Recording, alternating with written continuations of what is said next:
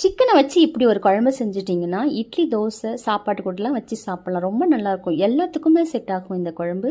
ரொம்ப ரொம்ப டேஸ்டான சிக்கன் குழம்பு எப்படி செய்கிறதுன்னு பார்க்கலாம்.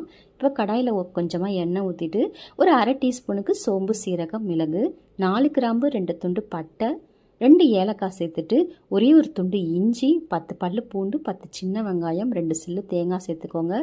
10 முந்திரி பருப்பு சேர்த்து நல்லா இப்படி வறுத்து விட்டுட்டு இதில் 2 கொத்து கருவேப்பிலை, 4 தக்காளி பழமும் கட் பண்ணி சேர்த்து நல்லா இப்படி வதக்கி விடுங்க. நல்லா வதங்கினதுக்கப்புறம் இதை அப்படியே நல்லா ஆற வச்சிடலாம். ஆற வச்சுட்டு இன்னைக்கு இந்த குழம்பு நான் சட்டியில் தான் செய்ய போகிறேன். சட்டியில் கொஞ்சமாக எண்ணெய் ஊற்றிட்டு நல்லா பொடியை நறுக்கின வெங்காயம் போட்டு நல்லா வதக்கி விடலாம். இது கூட கொஞ்சமாக கருவேப்பிலை சேர்த்துட்டு இப்போ சிக்கன் சேர்த்து 1 நிமிஷத்துக்கு இந்த சிக்கனை நல்லா இப்படி பிரட்டி விடுங்க.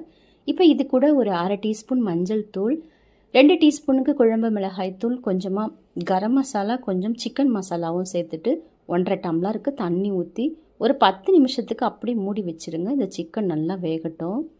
இப்போ இந்த மசாலாலாம் நல்லா ஆறிடுச்சு. மிக்சி ஜாரில் சேர்த்துட்டு ஒரு அரை டீஸ்பூன் கசகசா ஊற வச்சுருந்தேன், அதையும் சேர்த்து நல்லா அரைச்சிட்டு இந்த குழம்போட சேர்த்துக்கலாம்.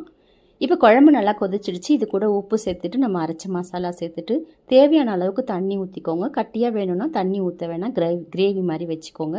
தண்ணியாக வேணும்னா கொஞ்சம் நிறைய தண்ணி ஊற்றி தண்ணி மாதிரி வச்சு சாப்பிட்லாம். இப்போ கை நிறைய கொத்தமல்லி சேர்த்து சாப்பிட்டு பாருங்கள், ரொம்ப நல்லாயிருக்கும்.